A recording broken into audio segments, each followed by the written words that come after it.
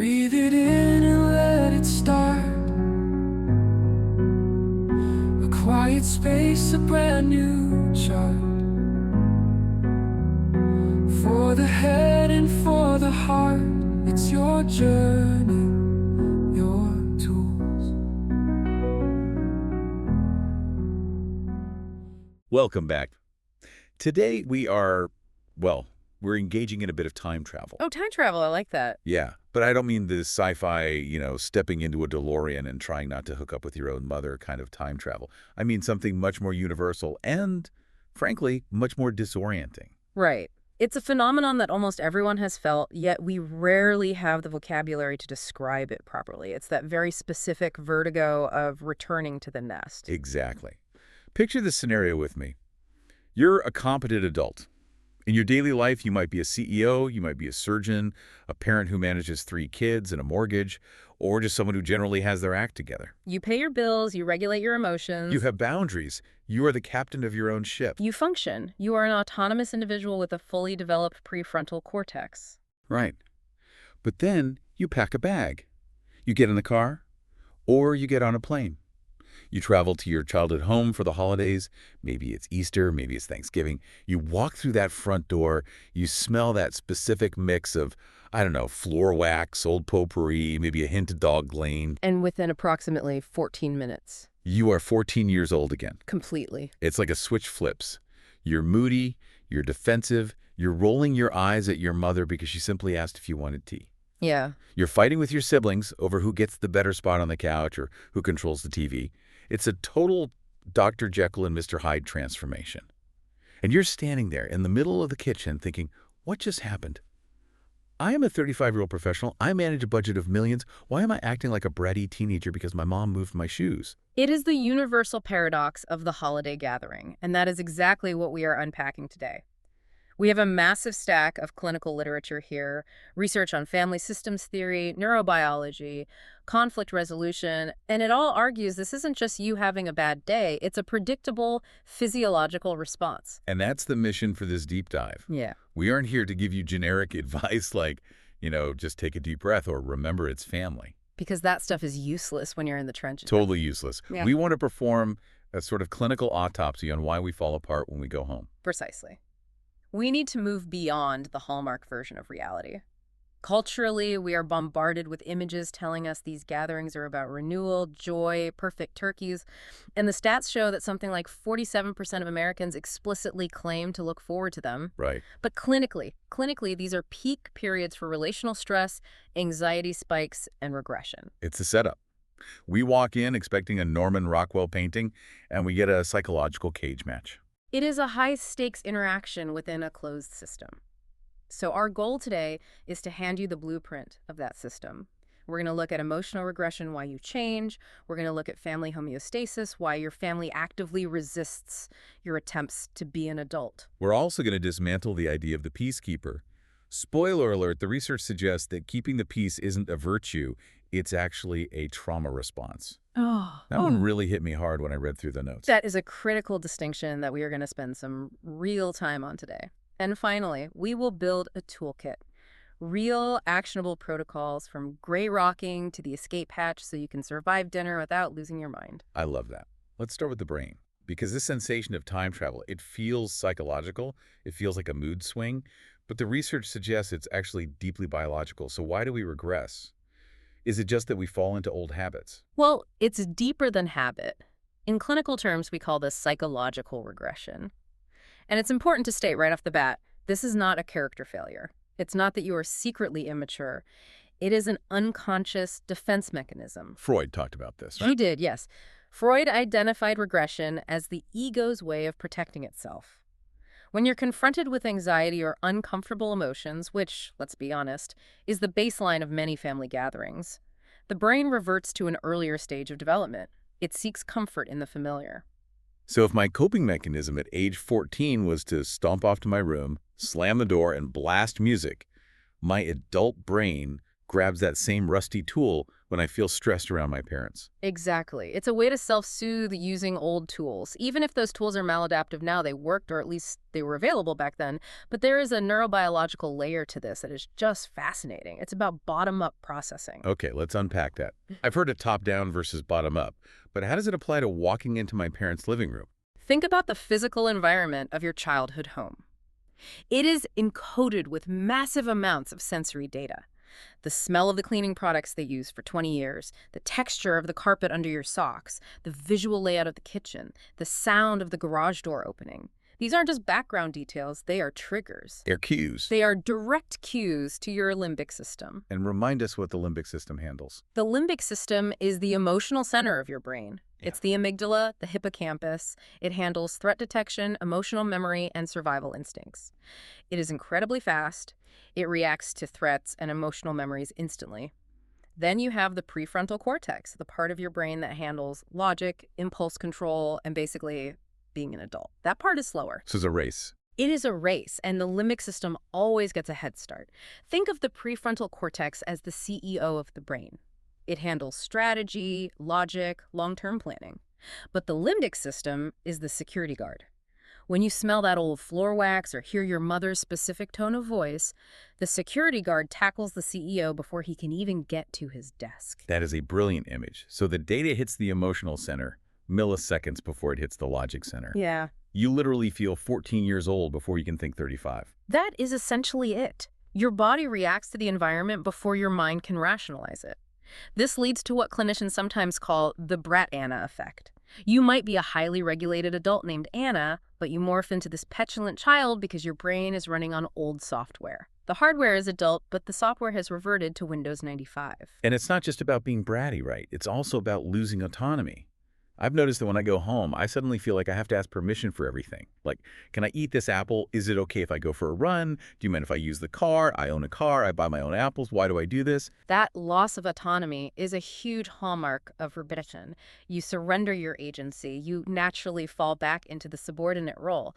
But here's the paradox, and this is where it gets really interesting. Regression can actually be a sign of perceived safety. Safety. Acting like a jerk to my mom or asking for an apple is a sign of safety. That seems completely backwards. Shouldn't I treat the people I love the best? In a logical world, yes. But in the unconscious world, adults often view the family home as a safe container. You know that if you roll your eyes at your boss, you get fired. If you stomp your feet at a friend, they might leave you. But your parents, the parent-child bond is viewed as unconditional, so you let off steam, you discharge all the stress you hold together in your professional life because, on some level they have to keep you. That makes sense, but it also seems like a massive trap. Because if I act like a child to let off steam, I'm just reinforcing their view of me as a child. Precisely. It creates a feedback loop.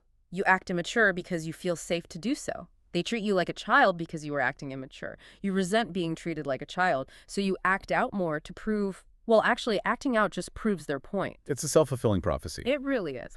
But this brings us to the second major force at play here. Because it's not just me changing. It feels like there is an invisible force field in the house that prevents me from being my adult self. Even if I walk in zen, calm, ready to be mature, the environment beats me down. That force field has a name. It's called family homeostasis. I found this concept fascinating because it takes the blame off the individual and looks at the whole group. Right. This comes from family systems theory, developed by Murray Bowen and Salvador Minuchin. The core idea is that a family is not just a collection of individuals. It is an emotional unit. It's an interconnected system. And the prime directive of that system is not happiness. It is homeostasis, equilibrium, predictability. I love the analogy used in the research here, the mobile, like a hanging mobile over a baby's crib. Walk us through that. It's a perfect visual. Imagine a hanging mobile with 4 or 5 pieces. All the pieces are balanced perfectly. They hang in a specific, delicate relationship to one another. Now, if you touch one piece, let's say the adult child decides to set a boundary or stops drinking or refuses to engage in gossip, that piece moves. But the mobile doesn't just let that piece move alone. The whole structure shakes. And the family hates the shaking. The system views the shaking as a fundamental threat. The goal of the system is stability. So, when you try to change your role, when you try to be a healthy adult, The family exerts unconscious pressure to force you back into your old shape. They need you to move back so the mobile stops shaking. This is the equilibrium response. Yes. And it's crucial to understand this usually isn't malice. Even though it feels like it. Oh, it absolutely feels like malice when your mom guilt trips you for staying at a hotel or your dad makes fun of your new diet. But systemically, it's a reflex. They are trying to reduce the collective anxiety of the group by forcing you back into the known variable. So if I'm the one changing, I'm the problem. In the eyes of the system, yes, you are the disturbance. Bowen called this anxiety transmission. Anxiety is highly infectious in a family unit. If you refuse to play your old role, let's say you usually fix everyone's problems, but this year you decide to step back. The anxiety in the system spikes. People get uncomfortable. They will poke you, provoke you, or guilt you until you step back in and fix things, just so they can feel calm again. Give me a concrete example of this. What does the equilibrium response look like at the dinner table? Okay, let's say your role growing up was the comedian. Whenever things got tense between mom and dad, you cracked a joke, you lightened the mood. That was your function in the mobile. Now you come home as an adult and you're tired. You don't feel like performing. Mom and dad start bickering over the turkey. You stay silent. You just eat your peas. The mobile starts shaking. Exactly. The tension rises. No one is releasing the valve, so your brother might kick you under the table and say, "What's wrong with you? Why are you so grumpy?" Your mom might say, "You've changed. You used to be so fun." They are poking you. They are applying systemic pressure to get the comedian back online so they don't have to deal with the tension of the argument. That is wild. They aren't asking for a joke because they want to laugh. They're asking for a joke so they don't have to feel anxious. Precisely. And this leads us perfectly into the roles we play, because to keep that mobile balanced, everyone has a script. Right, we've got the archetypes. The hero, usually the eldest, who is obsessed with the perfect holiday. They overfunction, they cook, they clean, they stress out to prove the family is normal. Then you have a scapegoat. The problem child. And the strange thing is, the system actually needs the scapegoat. If everyone is focused on how messy the scapegoat is, they're late, they're arguing, they're struggling, it bonds the rest of the family. It's a diversion from the deeper issues. It's like, we don't have to talk about dad's drinking because we're all too busy talking about how Mike lost his job again. Wow. But I want to triple click on one specific role that the source material highlights as particularly dangerous. And it's one that I think a lot of our listeners identify with. The peacekeeper. Or the enabler. This is a heavy one. Because culturally, we praise the peacekeeper. We say things like, "Oh, she's so good, she just wants everyone to get along. He's the glue that holds us together." But clinically, the peacekeeper is the one absorbing the toxicity. The source explicitly says that keeping the peace by betraying your own boundaries is a trauma response. That hits hard. Can you break down the mechanics of that? Why is being nice considered a trauma response? It comes down to why you are being nice. The peacekeeper's role is to smooth over conflict. Don't upset your father. Just eat the food. Let's not talk about that. They are constantly monitoring the emotional temperature of the room. They are hyper-vigilant. They're walking on eggshells. They are the shock absorbers for the family car. If dad hits a pothole, the peacekeeper takes the impact so the rest of the passengers don't feel it. But think about what happens to a shock absorber over time. It wears out. It breaks. So the peacekeeper absorbs the anxiety of the system. Exactly. They act as a sponge. The system requires them to stay small, quiet, and compliant so that the more volatile members, the narcissists, the aggressors, can remain comfortable. The cost of peace for the family is the mental health of the peacekeeper. If you're the peacekeeper, you're essentially lighting yourself on fire to keep everyone else warm. So if you are the one constantly biting your tongue, swallowing your feelings, managing everyone else's emotions just to avoid a blow-up, you aren't being virtuous. You're being used by the system to maintain a dysfunctional homeostasis. And often, you are enabling the abuse or the dysfunction to continue because there are no consequences for the aggressor. The mobile never shakes because you are holding it still with your own two hands. And that is exhausting. Man, that is a lot to process. And it gets even more complicated when you bring someone else into this mobile, a partner or a spouse. Oh, the in-law dynamic. Yeah. This is one of the biggest disruptors of homeostasis. Because now you have two systems colliding. You have your family's mobile, and your partner brings in their own gravitational pull. The sources talk about the loyalty conflict here, the investment risk. It's the clash between the family of origin, your parents, and the family of creation, your spouse. When you get married, your primary loyalty is supposed to shift to your spouse. You are building a new system.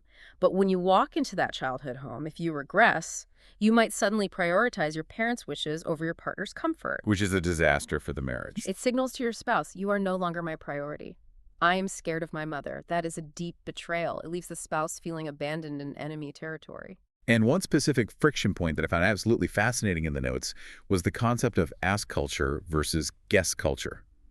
I had never heard of this before, but it explains so many fights I've seen between couples during the holidays. It's a brilliant sociological framework. It explains so much invisible conflict. In ask culture, it is perfectly normal to ask for what you want. Can I stay at a hotel? Can you make a turkey instead of ham? Can we leave at 4 p.m.? The underlying assumption is that no is a completely acceptable answer. A request is just a request. It's neutral. Okay, that sounds healthy. And guess culture. In guess culture, you only ask for something if you are pretty sure the answer is yes. You are expected to read minds. You are expected to guess what the other person needs. To ask for something that might be refused is considered incredibly rude. It puts the burden of refusal on the other person. I can see the train wreck coming from a mile away. Yeah. Let's role play this. You have an in-law from an ask family. Let's call him Dave. And he's visiting his wife's family who are guessers. Right. So Dave says, hey, I'm going to grab a nap before dinner. Is that cool? To Dave, this is a simple question. If they say no, he won't nap. He doesn't care. But the guest family hears something totally different. The guest family is horrified. They think, I can't believe he asked that. He knows we're cooking. He knows we want to spend time together. By asking, he's forcing us to either be the bad guys and say no or resentfully say yes. So they say, sure, Dave, go ahead. But they say it with that tone. The icy tone, yes. And then they talk about him in the kitchen for the next 2 hours. Can you believe he's napping? He is so selfish. Meanwhile, the wife who knows the code, because she grew up the guest culture, is mortified. She's caught in the middle. And on the flip side, the guesser in an ask family feels completely invisible. Yes. A guesser wife visiting an asked family might sit there thirsty for 3 hours because no one offered her a drink. She thinks they are rude and inhospitable. And the ask family thinks, well, if she wanted water, she would have asked for water. We have cups. Precisely. The resentment builds on both sides over literally nothing but a cultural mistranslation. I shouldn't have to tell you to take your shoes off. You should just know. I shouldn't have to tell you I'm thirsty. So if you are bringing a partner home, you have to be the translator between these two cultures. You have to. You have to warn them, hey, my family is guest culture. If you want something, tell me and I'll navigate it. Or, my family is ass culture. Don't wait to be offered food. Just go into the fridge and grab a plate. That is deeply actionable advice. Mm-hmm. Okay, so we have the system, we have the roles, we have the culture clashes. Now let's talk about the specific triggers that light the match. And the big one, the one that drives everyone absolutely crazy, unsolicited advice. Oh, yes. You should really cut your hair. Why are you feeding the baby that? When you get a real job, you're looking a little thin or heavy or tired. Why does this enrage us so much? Even if the advice is, kind of good, like maybe I do need a haircut. But if my mom says it, I want to grow it down to my knees. It's called psychological reactance theory.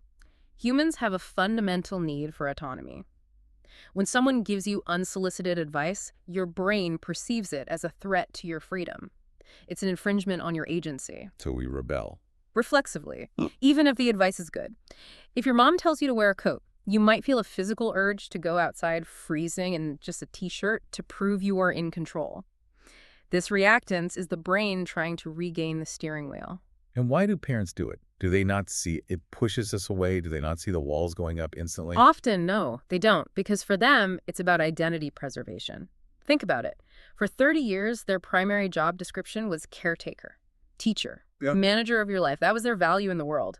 Now you're an adult, you manage your own life. They've effectively been fired from that job. Put like that's kind of sad. It is sad. Giving advice is a way to unconsciously try to get their old job back. It's an attempt to stay relevant. If I can tell him how to fix his car, I'm still needed. I'm still dad. So it's not really about the car. It's never about the car. And it's also about managing their own anxiety. If they're worried about the economy, they nag you about your job. They are projecting their worry onto you so they feel like they are doing something about it. It's rarely actually about you. It's about soothing them. That helps to depersonalize it quite a bit. It's not about my hair. It's about her anxiety. Now, what about the other big triggers? Politics and religion. The do not enter zones that we always seem to enter anyway. The research is very clear here, and people hate hearing it. You cannot change a mind over Easter dinner. It is functionally impossible. The setting is too charged, the defenses are too high, the regression is too deep. The goal in these conversations should never be conversion. It must be containment. But it's so hard. When someone says something you fundamentally disagree with, something that feels morally wrong, you want to fight. You want to correct the record for everyone at the table. You do, but you have to ask yourself two questions. What is the cost and what is the likely outcome? If the outcome is zero change in their opinion and massive conflict that ruins the next 3 days, you have to use the drop the rope technique. Explain that visual. Imagine the argument is a literal tug of war. You are holding one end of a rope, they are holding the other, they pull, you pull back. The tension is the relationship in that moment. What happens if you just drop the rope? They fall over. Or they just stand there holding a slack rope. The war ends instantly. Yeah. You can't have a tug of war if one person refuses to pick up the rope. So what does that sound like in practice? Do I just say, you're wrong, pass the potatoes? No, because saying you're wrong is still pulling the rope. That's bait. Dropping the rope means declining the invitation to battle entirely. It sounds like, Uncle Bob, I love you too much to argue about politics with you today. Pass the potatoes. Oh, I like that. It prioritizes the relationship over the conflict. Exactly. It signals, I am not engaging in this dynamic. It's a boundary, not a concession. You aren't saying he's right. You are saying the conversation is over. And this is especially important for holiday-specific stressors, too. Like what? Like religious trauma, going to a church service with your family when you've deconstructed your faith can bring up intense sensory triggers. Or the cultural pressure of performing joy when you're grieving or struggling with your mental health. Dropping the rope applies there too. You don't have to perform or debate your inner life. You just contain the interaction. Speaking of boundaries and containment, let's move to the toolkit. We've analyzed the problem, the regression, the system, the triggers. Now I need to know how to actually survive. The source material breaks this down into defense and offense. Let's start with defense. The primary defensive tool for high conflict or toxic interactions is the gray rock method. This is absolutely essential if you have family members with narcissistic traits or who just thrive on drama. I've heard of this. It's basically becoming as boring as possible, right? Yes. You want to become as uninteresting as a gray rock in a driveway. You blend into the background. This is based on the behavioral concept of extinction. Explain that mechanism for us. Toxic interactions are often about seeking a reward.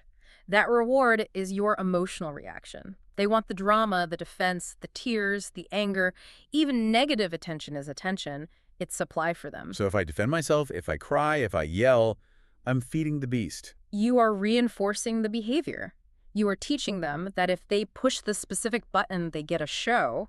Gray rocking removes the reward. If they bait you and you just say, interesting, or or I see, and you keep your face completely neutral, there is no dopamine hit for them. You're starving the conflict. But, and this is a huge warning from the clinical literature, you have to be prepared for the extinction burst. That sounds ominous, like a dying star. It is a bit like that, yeah. When a behavior stops getting the reward it used to get, it doesn't just stop immediately, it spikes. Think of a toddler pressing a button on a noisy toy. If the toy stops making noise, the toddler doesn't just say, oh well, and walk away. They mash the button harder. They scream. They throw the toy. So the aggressor tries harder. Yes. They will get meaner, louder, or more provocative because they think, hey, this button used to work. I just need to push it harder to get my reaction. They are aggressively testing your boundary. So it gets worse before it gets better. Yes. And that is the critical moment. If you break during the extinction burst, if you finally snap and yell back after 10 minutes of holding it together, you have just taught them that they just needed to scream louder and longer to get a reaction. You have reset the clock. You have to hold the line through the burst. That takes a lot of self-control. Which brings us to somatic regulation, because I can't gray rock if my heart is pounding out of my chest and I'm sweating and I want to flip the dinner table. You really can't. You cannot use a verbal script if your body is in fight or flight. Your prefrontal cortex, the CEO, goes completely offline. Right, the security guard tackled him. Exactly. You have to regulate the biology first. The simplest protocol is HALT. HALT. Check yourself internally. Am I hungry, angry, lonely, or tired? Often, what feels like an existential emotional crisis is just low blood sugar or travel exhaustion. If you are hangry, you cannot be diplomatic. Fix the biology first. Eat a snack, drink a glass of water. And if I'm at the dinner table and I feel the rage rising, I can't exactly start eating a granola bar in the middle of a political fight to calm down. That's when you use stealth techniques. Hmm. The physiological sigh is powerful. Andrew Huberman talks about this a lot. It's 2 short inhales through the nose, followed by 1 long exhale through the mouth. And why does that work? It mechanically offloads carbon dioxide and tells your nervous system to calm down. It immediately engages the parasympathetic nervous system, the brake pedal for your body. And the best part is you can do it quietly. No one even has to know you're doing it. And if that fails, if the thigh isn't enough and I'm still vibrating with anger, The bathroom break. It is the only non-negotiable boundary. You don't need permission to go to the bathroom. You get up, you go to the bathroom, you lock the door. You are now in a demilitarized zone. Do 2 minutes of box breathing. Look at yourself in the mirror. Remind yourself, I am an adult. I have a mortgage. I am safe. Reset your system. I love the idea of the bathroom as a tactical retreat. It's the one place no one can follow you. Okay, that's defense. Now let's play offense. Preloading boundaries. Boundaries work best before the stressor occurs. If you wait until you are screaming to set a boundary, it's too late. You want to manage expectations while everyone is still calm. So setting the time limits before you even arrive. Exactly. The text message goes out a week before. We are so excited to see you. We'll be arriving at 10 and leaving at 2 to get the kids down for naps. By stating the departure time before you arrive, you prevent that awkward "you're leaving so soon" guilt trip at the door. You've already scripted the exit. And the hotel buffer? I feel like this one is controversial, but the sources swear by it. Highly recommended. Booking a separate space, a hotel, or an Airbnb gives you a physical safe container that isn't your childhood bedroom. It allows you to decompress and sleep in an adult environment. It breaks the cycle of regression.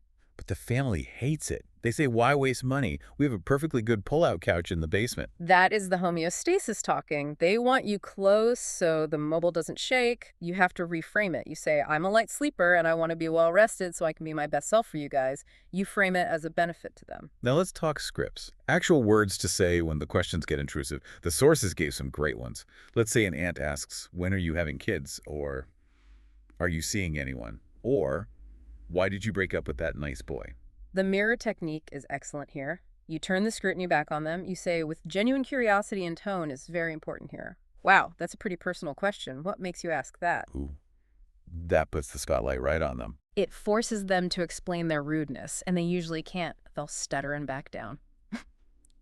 Oh, I was just wondering. Or you can use the pivot. That's a long story. I'd rather hear about your trip to Florida. What about the body police? The relatives who constantly comment on your weight or what you're eating. Are you sure you want that second helping? You look like you've put on a few pounds. The ouch technique. You simply say, ouch, that hurt. It's so simple, just ouch. It stops them in their tracks. It acknowledges the impact without starting a fight. It's radical honesty. That hurt. Most people, unless they are truly sadistic, will recoil. Or if they are commenting on your health, use the neutralizer. My doctor and I are happy with my health. Pass the stuffing. That pass the stuffing part is key. It signals, subject closed, move on. Exactly. And for the really passive-aggressive comments, the snide little digs under their breath, you can use the clarifier. I'm not sure I understand what you mean by that. Can you explain? Making them explain the joke ruins the joke. And making them explain the insult makes them look mean. It forces them to own the aggression out loud. Well, that's meant what? Keep asking until they unravel. Or you just use the silence. Ah, the stare. The stare. You maintain eye contact for 5 to 10 seconds. Don't speak. Let the awkwardness hang in the air. The silence does the work for you. It signals that what they said was unacceptable without you having to say a single word. It's incredibly powerful, but it takes nerve. Powerful stuff. Yeah. Okay, last part of the toolkit. Sometimes, despite the gray rocking, despite the scripts, despite the physiological size, the mobile is shaking too hard. You need to leave. The escape hatch. The most important rule here is the 2-car rule. Never, ever be dependent on the aggressor or the chaotic family member for transportation. If you can't leave, you are trapped. And feeling trapped triggers a trauma response immediately. So rent a car, drive separately, know the Uber situation in their town, even if it costs extra money. Think of it as paying for your mental health. Even if you never use it, the knowledge that you have keys in your pocket and can walk out the door lowers your blood pressure. It gives you autonomy. It tells your brain we are not in prison. And you don't have to just storm out, right? Yeah. There's a graduated escape plan. Right. You don't go from 0 to I'm leaving forever. Level 1 is the micro exit. I need to stretch my legs, go for a walk around the block, get some air. Level 2. Level 2 is the fade. I'm feeling a bit tired. I'm going to the hotel for an hour to rest. You remove yourself from the immediate environment. And level 3, the nuclear option. The departure. And here is the golden script. I'm not feeling 100% and I need to head home. Is that lying, though? Yeah. Because my mom will say, you look fine. If you are stressed, anxious, dysregulated, and on the verge of a panic attack, you are not feeling 100%. It is the truth. And the beauty of I'm not feeling well is that people rarely argue with it. It's a socially acceptable exit pass. You aren't blaming them. You aren't saying you people are crazy. You are saying, I am unwell. And if they push, oh, just stay for pie. We made it just for you. You repeat the record, I'd love to, but I'm really not feeling well. I need to go. And you walk to the car. This has been, honestly, incredibly validating. I feel like I understand the mechanics of the disaster now. That's the goal. When you see the system, the regression, the homeostasis, the roles, you stop taking it personally. It's not that you are weak, it's that the system is strong. So if we boil this all down, what is the ultimate takeaway? The goal isn't a perfect holiday. That's the hero's trap. The goal is differentiation. Define that for us as we close out. Differentiation is the ability to remain an individual while in close connection with others. Can you be near your family without becoming them? Can you love them without needing them to validate your choices?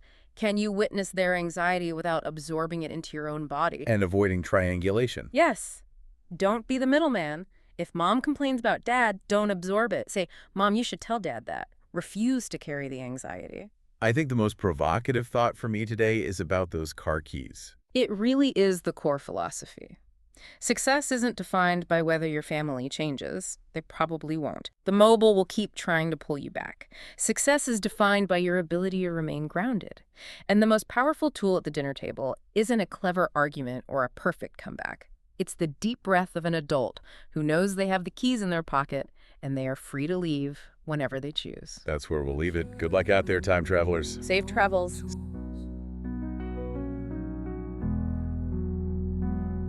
It's the strength to build anew. It's the light to guide you through. It's the choice to find your way. Starting here, starting today. We're going to wrap it up there for today. Remember, listening to this podcast is just data collection. Insight without action is just entertainment. If you want to actually change your baseline, you have to do the work. Head over to yourjourney.yourtools.com or download the app to grab the tools we talked about today and start applying them. Be kind to yourself. You are doing better than you think, and I'll catch you on your journey.